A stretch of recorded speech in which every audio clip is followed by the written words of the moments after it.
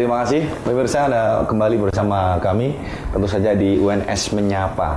Dan kita masih bersama dengan Prof. Sulistyo Saputro, MSI PhD, yang ini sebagai ketua dari LPPM Universitas 11 Maret, yang mana punya tugas sangat mulia. Jadi selain mencari mereka yang cukup berkompeten untuk melakukan penelitian dan juga pengabdian kepada masyarakat. LPPM UNS ini di sini kita melihat sebagai pusat studi. Prof, kalau kita tanyakan pusat studi ini kenapa kemudian ada begitu? Oh ya, baik. Sebagai sebuah lembaga penelitian dan pengabdian pada masyarakat, di dalamnya tentu harus berisi para peneliti dan para pengabdi yang ada di UNS itu sendiri. Di dalam lembaga kita punya kemudian kelompok peneliti yang kita sebut sebagai pusat studi yang mengkaji bidang khusus. Kita punya 24 pusat studi di LPPM UNS ya. Satu contoh hari ini, Pusat Pengembangan Kewirausahaan atau PPKWU ini memiliki kegiatan untuk pelatihan program mahasiswa wirausaha. Ya, kita tahu wirausaha, saya kira ini sangat penting bagi mahasiswa karena kalau mahasiswa kita lulus kemudian hanya menggantungkan pada job-job yang ada di instansi pemerintah, ini kan sangat terbatas jumlahnya. Oleh karena itu PPKWU LPPM UNS hari ini melatih 78 calon wirausaha baru, calon entrepreneur masa depan, calon entrepreneur kita di masa depan ya. Ini harapannya melalui pelatihan yang 3 hari, ini akan kita laksanakan 3 hari ini, mahasiswa akan dibekali teknik-teknik entrepreneurship, communication skill yang baik, sampai bagaimana upaya untuk mencari modal dan sebagainya. Kegiatan ini nanti juga menghadirkan para narasumber yang 70% sudah memiliki wirausaha juga. Satu contoh dari roti Ganep kita hadirkan. Ganep, Ganep itu. Kemudian gulai kepala ikan, Mas Agus itu, yang cabangnya mungkin sekarang sudah di mana-mana. Iya, di mana-mana, ada 40-an barangkali. 40-an, Ya. Orang awalnya mungkin melihat kepala ikan itu sudah dibuang sajalah gitu ya. Tapi ternyata ada wirausaha semacam Mas Agus dan Mbak Lis ini menjadikan komoditas tersendiri. Jadi gulai kepala ikan ternyata sangat diminati. Nah, ini juga kita hadirkan sebagai narasumber, supaya mahasiswa kita itu melihat waste itu tidak sekedar sebagai sampah atau limbah, tapi kita arahkan ke waste to product. Jadi limbah tapi bisa dikemas menjadi sebuah produk unggulan.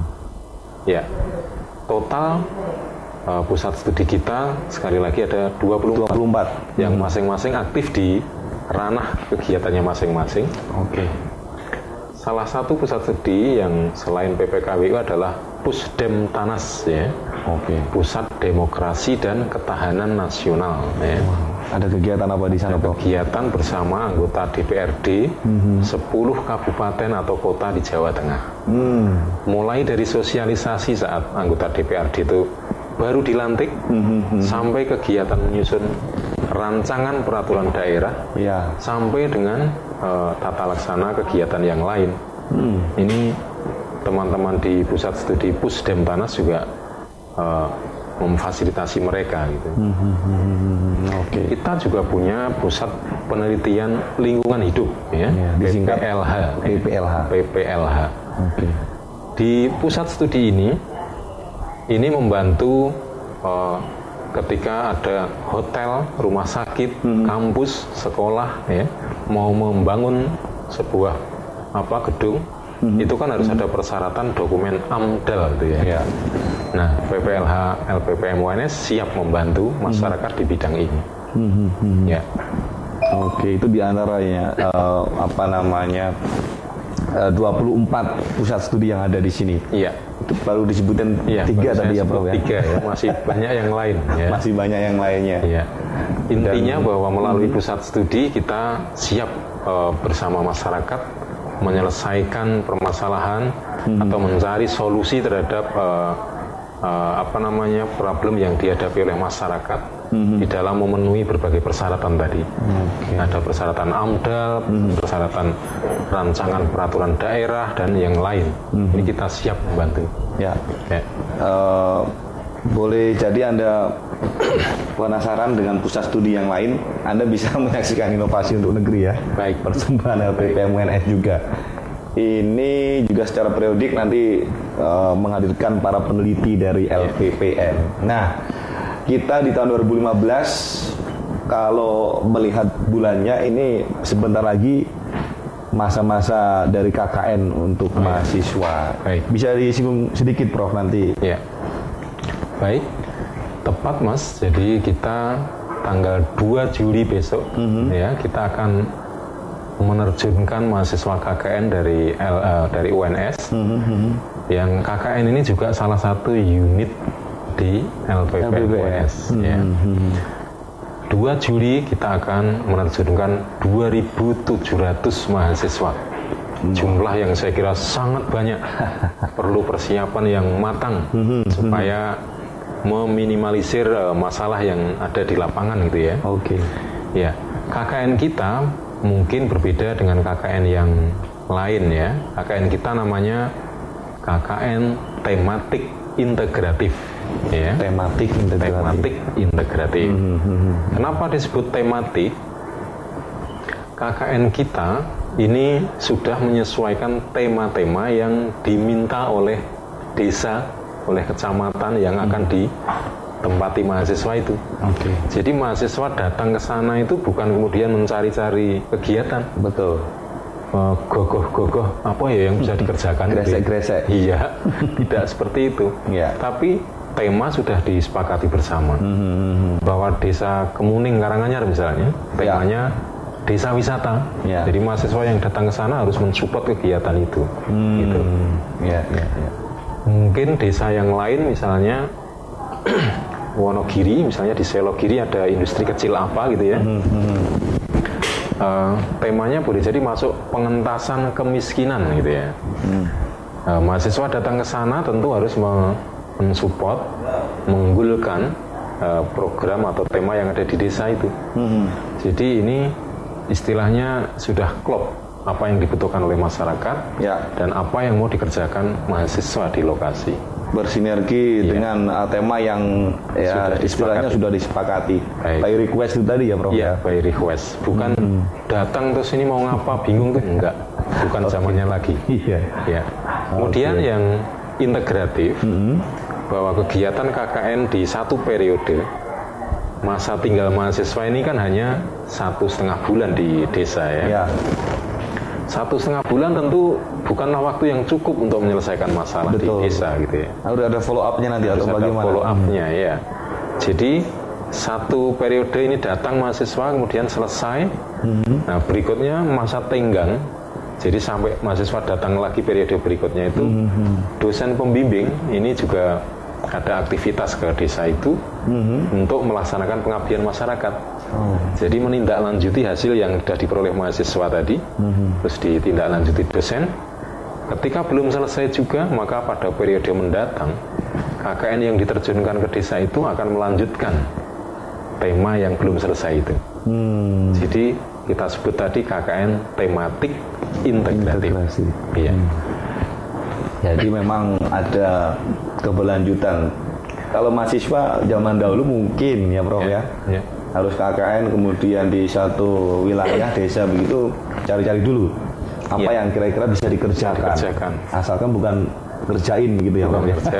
Biasanya kontak ketua Karang Taruna. Butuh apa ini? Ibu PKK ya, ketua PKK Ibu, Mas kita KKN selama 3 bulan ya waktu itu. Ini kira-kira yang bisa kita bantu dikerjakan apa kan seperti itu.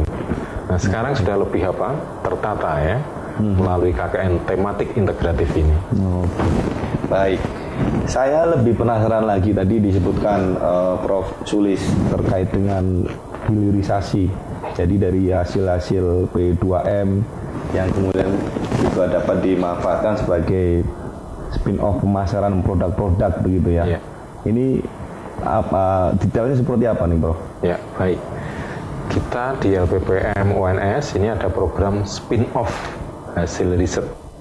Atau kalau Pak Menteri di Kemenristek Dikti ini selalu mengatakan istilah hilirisasi hasil-hasil riset dan pengabdian masyarakat. Oke. Jadi ini dimaksudkan agar apa yang sudah dihasilkan dari riset yang didanai dengan dana besar tadi, itu tidak kemudian hanya diwujudkan sebagai laporan penelitian, mungkin paling banter ya, itu ada publikasi di seminar nasional atau internasional. Tidak hanya seperti itu saja. Nah, Pak Menteri masih memesankan lagi ke para peneliti agar hasil-hasil penelitian ini bisa dimanfaatkan langsung oleh masyarakat. Satu contoh program hilirisasi atau program spin-off hasil riset ini, kita tanggal 23 yang kemarin, 23 Juni, kita datang ke lokasi desa Ngerambi, Ngawi. Ya. Kita datang ke sana, para peneliti dari beberapa topik ini datang ke sana bersama untuk menggarap desa wisata Ngerambi, Ngawi. Di dalam kunjungan itu, para peneliti kita ada yang dari pemuliaan tanaman, khususnya untuk durian dengan varietas baru, hasil persilangan dari beberapa varietas durian yang ada. Para breeder itu ya? Para breeder. Ya. Kemudian di sana juga ada peneliti di bidang pupuk cair, ya. Ada juga peternakan kelinci, ada juga pemetaan lahan, ya, dan ada peneliti yang meneliti kesuburan tanah, sehingga kita datang ke sana ini dalam rangka spin-off hasil riset teman-teman peneliti yang mau diabdikan di masyarakat Ngerambi, Kabupaten Ngawi. Banyak juga peneliti lain seperti baterai litium yang sudah dibuat oleh tim mobil listrik nasional, ini juga akan dipasarkan ke masyarakat. Untuk produksi baterai ini tadi saya sampaikan bekerja sama dengan PT Nipres, ya. Ini juga mau dipasarkan ke masyarakat. Iya, baik. Sebenarnya masih banyak yang ingin saya tanyakan di sini, Prof. Tapi berhubung dengan waktu, kita cukupkan sampai di sini ya, Prof. Tidak apa-apa ya. Baik. Kita akan bicara lagi atau ngobrol lagi selain dengan Prof. Sulis. Kita ingin ketemu dengan sekretaris ya, tidak apa-apa ya nih. Iya, baik. Baik, terima kasih Prof. atas waktunya. Ya, baik. Kita ketemu lagi di lain kesempatan. Dan pastinya dengan prestasi yang menjulang bagi LPPM Universitas 11 Maret. Kita menuju ke saya sendiri berarti ya. Prof. Sampai jumpa lagi, Prof. Kita ke sekretaris dari LPPM.